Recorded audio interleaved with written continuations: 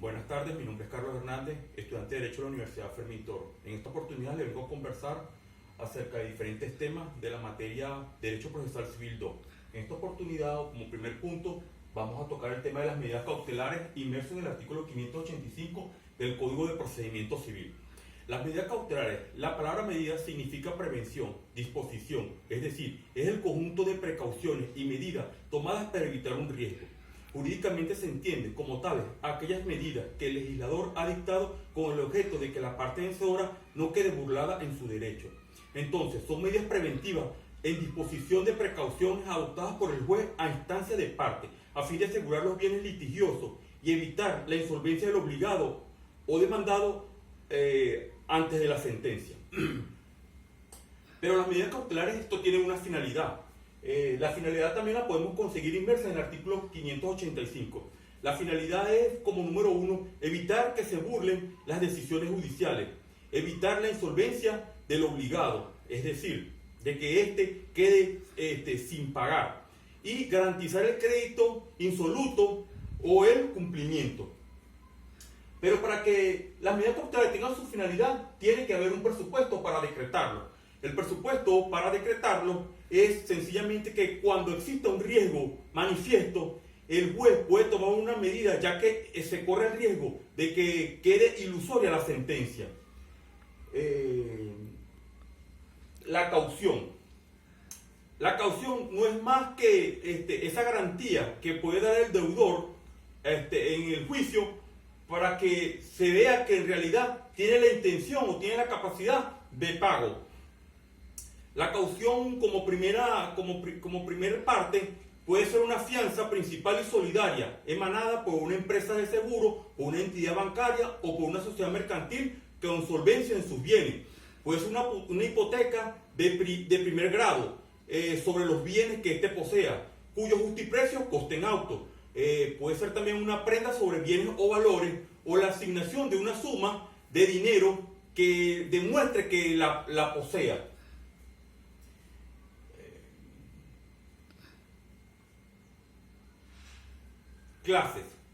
Clases o tipos de medidas cautelares.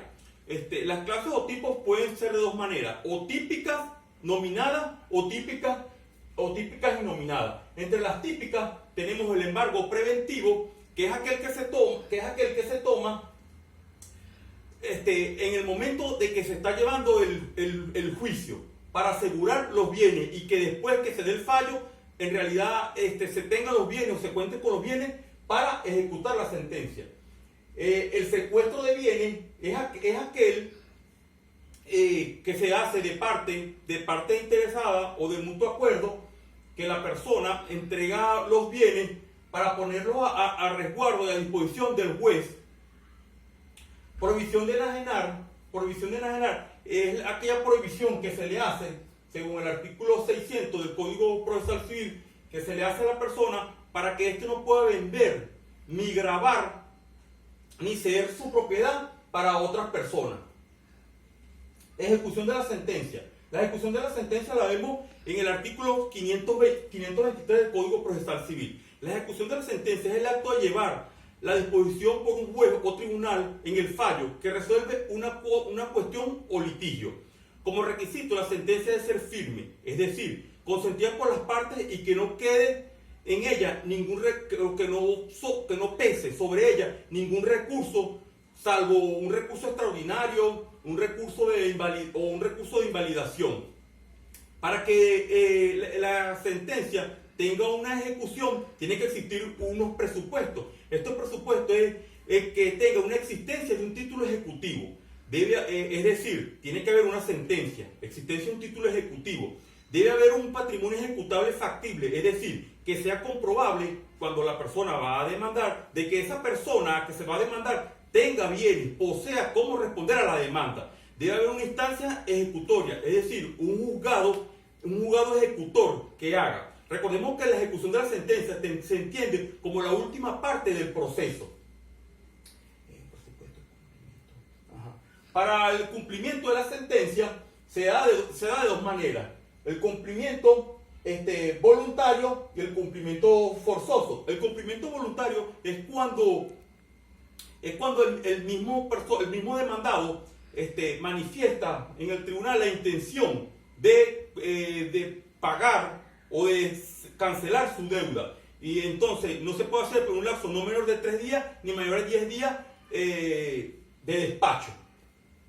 Un cumplimiento forzoso, según el artículo 526 del Código de Procedimiento Civil, nos dice que la persona que ha resultado vencedora en vista de que no ha recibido su pago, no ha recibido o no han hecho la ejecución de la sentencia efectiva, puede dirigirse a la autoridad jurisdiccional, al tribunal, y solicitar unas ciertas medidas para que en realidad se haga cumplir el fallo de la sentencia. Hablando de las medidas, tenemos también como las medidas atípicas y las innominadas, que son aquellas que puede tomar el juez.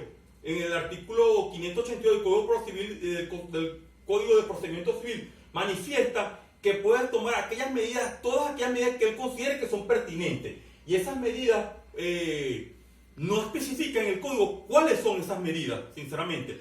Pero a modo de características se pueden decir que se pueden dar tres características, como son las medidas asegurativas.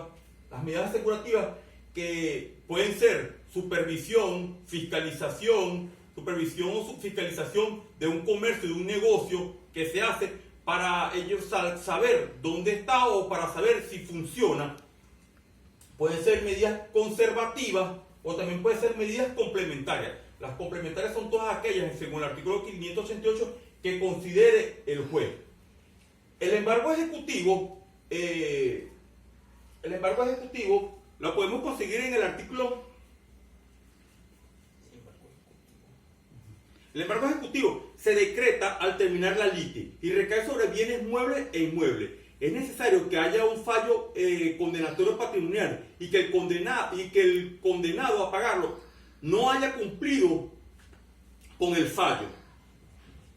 Depósito judicial. El depósito judicial es una figura que aparece en el Código Procesal Civil desde el artículo 539 al 542. El depósito judicial es el acto judicial que lleva a cabo el juez en la cual él confiere a una autoridad competente los bienes del demandado para que lo tengan resguardo, guardia y custodia, y que sean cedidos en el momento en que se necesiten de la autoridad que los dio. Tenemos el justiprecio según el artículo 556 en 556 y 562. El justiprecio no es más que esa tasa o ese cálculo de valor que se le hace a los bienes del deudor. Para hacer esa tasa o calcular el valor de los bienes del deudor, se necesita la información de 3 peritos o 3 expertos.